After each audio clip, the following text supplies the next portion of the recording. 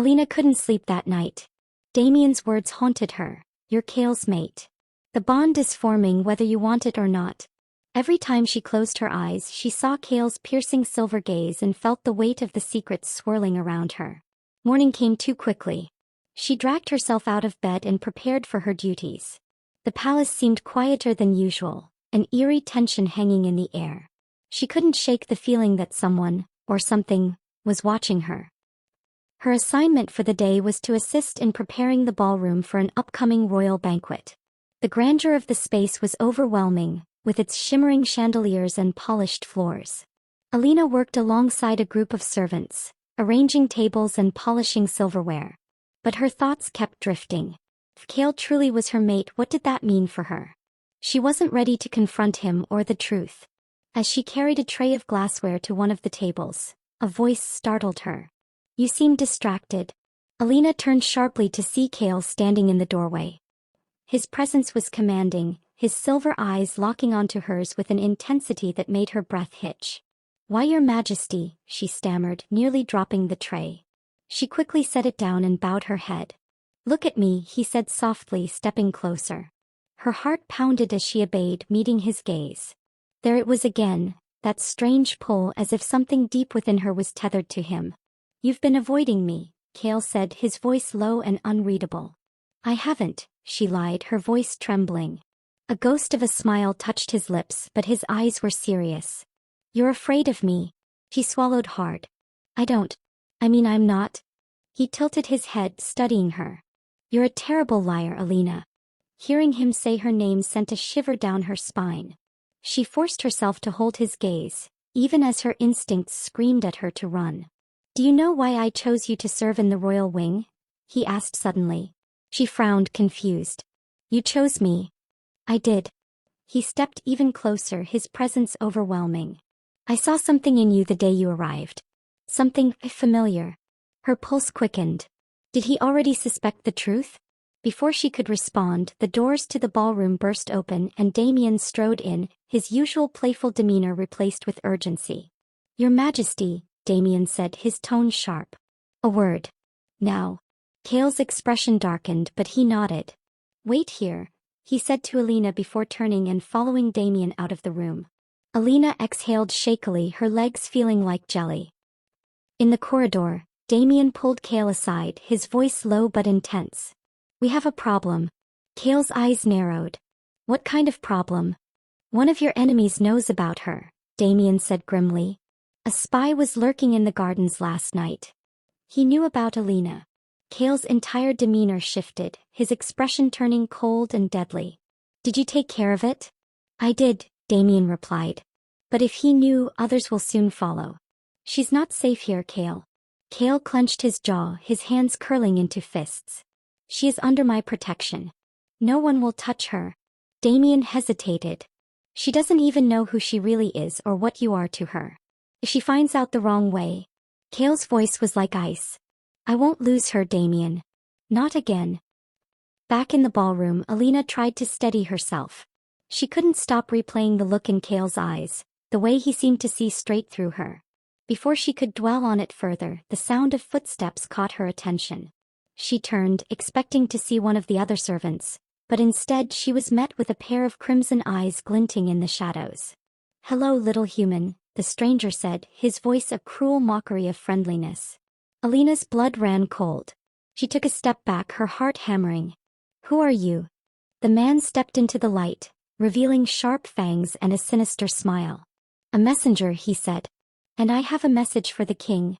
He moved faster than she could process, grabbing her wrist and yanking her close. His grip was like iron and she could feel the coldness of his skin. Let me go, she cried, struggling against him. Such fire, he mused, his red eyes gleaming. No wonder he's so attached to you. Before he could say more, the doors slammed open and Kale appeared, his silver eyes blazing with fury. Let her go, Kale growled, his voice dripping with menace. The stranger smirked. Ah, there you are. I was wondering how long it would take you to show up. Kale moved with inhuman speed, closing the distance between them in an instant. He grabbed the stranger by the throat, his strength forcing him to release Alina. Alina stumbled back, watching in stunned silence as Kale's usually calm demeanor was replaced with raw, terrifying power. "You made a mistake coming here," Kale said, his voice low and deadly. The stranger laughed even as Kale's grip tightened. "The others will come. You can't hide her forever." Kale's eyes flashed, and with a swift motion he threw the man across the room. The intruder hit the wall with a sickening thud before crumpling to the floor, motionless. Kale turned to Alina, his expression softening as he approached her. "Are you hurt?" She shook her head, too stunned to speak. He reached out, his hand hovering near her cheek before pulling back. "You're not safe here," he said quietly, almost to himself. "I don't understand," she whispered. "What's happening?" Kale hesitated, his silver eyes searching hers. "There's so much you don't know, Alina. But I promise I'll keep you safe. No matter the cost." As he led her out of the ballroom, Alina couldn't help but wonder. What price would he pay to protect her? Alina sat on the edge of her bed, her hands trembling as the events of the day replayed in her mind. The red-eyed intruder, Kale's terrifying display of power, and his promise to keep her safe. It all felt like a surreal nightmare. She traced her fingers along the faint bruise on her wrist where the stranger had grabbed her. Despite Kale's reassurance, she couldn't shake the feeling that she was in over her head. Her thoughts were interrupted by a soft knock at the door. "Alina?" The voice was familiar, warm yet laced with concern. It was Kale. She hesitated, unsure whether to let him in, but the door creaked open slightly and he stepped inside. His silver eyes met hers, filled with an emotion she couldn't quite place. Regret? Worry? "I didn't mean to intrude," he said softly, closing the door behind him. "I just wanted to check on you." "I'm fine," she replied, though her voice was shakier than she intended. He moved closer, his presence filling the small room. "You're not fine," he said gently. "You've been dragged into a world you don't understand, and it's my fault." Alina looked up at him, searching his face. "What's happening to me? To us?" Kale sighed, running a hand through his dark hair. For a moment he looked almost human. "There's something I need to tell you," he said, his voice heavy. "Something I've kept from you for your own safety." Alina's heart raced. She gripped the edge of her bed, bracing herself. "Then tell me." Kale sat down in the chair across from her, his gaze steady. "You're my mate, Alina. The one destined to be bound to me, body and soul." Her breath caught and she stared at him, unable to process his words. "Mate? What does that even mean?" "It's a bond," Kale explained. "An ancient connection that ties us together. For vampires it's rare. Some go centuries, even millennia, without finding their mate. I thought I would never find mine." He paused, his voice softening. "And then you came." Alina shook her head, disbelief washing over her. "This is insane. I'm just a servant. I don't belong in your world." "You belong more than you realize," he said, leaning forward. "The bond is already forming. You've felt it, haven't you? The pull, the way your heart reacts when I'm near." Her stomach twisted. She had felt it. The inexplicable magnetism, the way her body seemed to respond to him without her consent. "But I didn't ask for this," she whispered. "Neither did I," Kale admitted, his voice filled with a quiet vulnerability. "But it's not something we can control. The bond is fate, Alina. And now that it's begun, it cannot be undone." Silence filled the room, heavy and suffocating. Alina stood, pacing to the window. She stared out at the moonlit gardens, her mind racing. "What happens now?" she asked, her voice barely audible. Kale stood, his presence suddenly behind her. "Now I protect you. No matter what." She turned to face him, her eyes searching his. "From who? The man in the ballroom? Are there more like him?" "There are many," Kale said grimly. "Vampires who would use you to hurt me, to control me. They know how much you mean to me even if you don't." Alina swallowed hard, fear creeping into her chest. "Why me? Why is it me?" Kale reached out, his hand brushing her cheek. His touch was surprisingly warm and the bond between them flared, sending a shiver down her spine. "I don't know," he admitted. "But I do know this. You're not just my mate, Alina. You're my weakness and my strength. And I will die before I let anyone harm you." His words should have frightened her, but instead they left her breathless. For the first time she saw the man behind the vampire. The one who had waited centuries for her, who would move heaven and earth to keep her safe. But as his silver eyes bore into hers, one thought lingered in her mind. Could she trust him? In the shadows outside her window, crimson eyes watched the pair, a sinister smile spreading across the intruder's face. Soon, the spy whispered, disappearing into the night. She'll be ours. The air in the palace felt heavier as the days passed. Alina couldn't escape the unease that had settled in her chest since Cale's confession. His words about the bond haunted her, but it was the danger lurking outside the palace walls that terrified her most. She hadn't told anyone about the crimson-eyed intruder who had nearly taken her in the ballroom. She hadn't even dared to bring it up with Damien. What would she say? That she was being hunted because she was fated to a vampire king she barely knew? It sounded insane even to her. Alina spent the morning in the royal library, organizing shelves and cataloging books. The task was repetitive, but she welcomed the distraction. The scent of old parchment and leather bindings calmed her frayed nerves. But her peace was short-lived. A familiar voice broke the silence. "Hiding in here, are we?" She turned to see Damien leaning against the doorway, his usual smirk firmly in place. "I'm working," she said curtly, returning her attention to the books. Damien strolled in, picking up a random tome and flipping through its pages. "You've been avoiding everyone, especially Cale." Alina stiffened but didn't reply. "I get it," Damien continued. "The whole destined mate to an ancient vampire king thing is a lot to process. But you can't keep running from it." She slammed a book onto the shelf, frustration bubbling to the surface. "What do you want from me, Damien? To just accept this? To pretend like my life hasn't been turned upside down?" "No," he said, his tone unusually serious. "I want you to survive. And the only way you'll do that is by accepting the truth." Alina glared at him, but before she could retort, the door to the library burst open. A palace guard rushed in, his face pale. "Sir Damien," the guard said breathlessly. "There's been an attack in the eastern village. Several injured, and a message." Damien's expression darkened. "What kind of message?"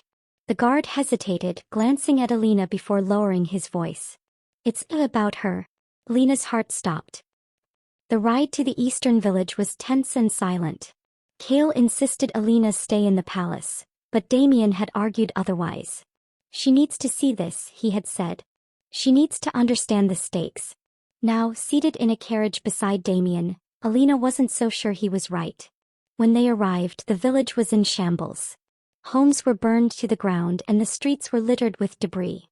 Villagers huddled together, their faces pale with fear. Cale was already there, speaking to a group of guards.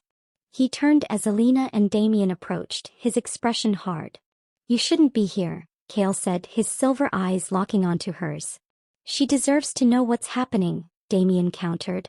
Cale's jaw tightened, but he didn't argue. Instead, he gestured for them to follow. They stopped in front of a crumbling wall, where a single word had been scrawled in blood. "Wine." Alina's stomach churned and she looked away, bile rising in her throat. "This is their warning," Cale said quietly. "They're coming for you, Alina." Her hands trembled as she hugged herself. Why are they doing this?" "Because they know what you mean to me," Cale replied, his voice laced with barely contained rage.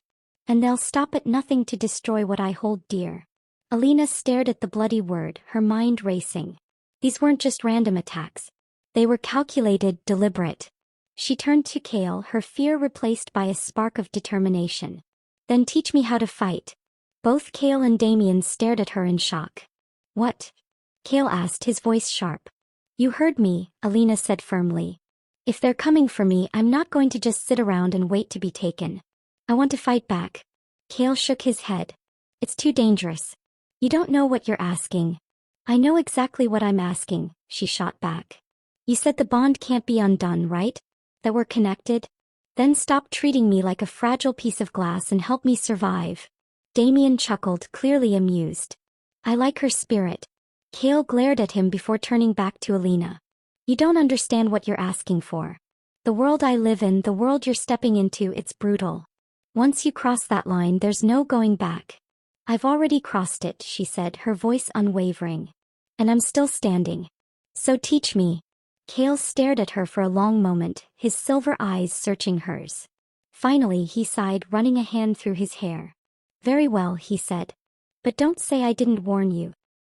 That night, as the palace fell into silence, Alina met Cale in the training hall. The space was vast, lit by flickering torches that cast shadows across the stone walls. Kale stood in the center, his dark figure commanding and intimidating. "This isn't just about physical strength," he said as she approached. "It's about control, precision, and the will to survive." "I'm ready," Alina said, though her voice betrayed her nervousness. Kale raised an eyebrow but said nothing. Instead he tossed her a wooden training sword. "Let's see what you've got," he said. As they began, Alina quickly realized how outmatched she was. Kale moved with inhuman speed and grace, easily dodging her clumsy strikes. "Focus," he said, stepping behind her and adjusting her grip on the sword.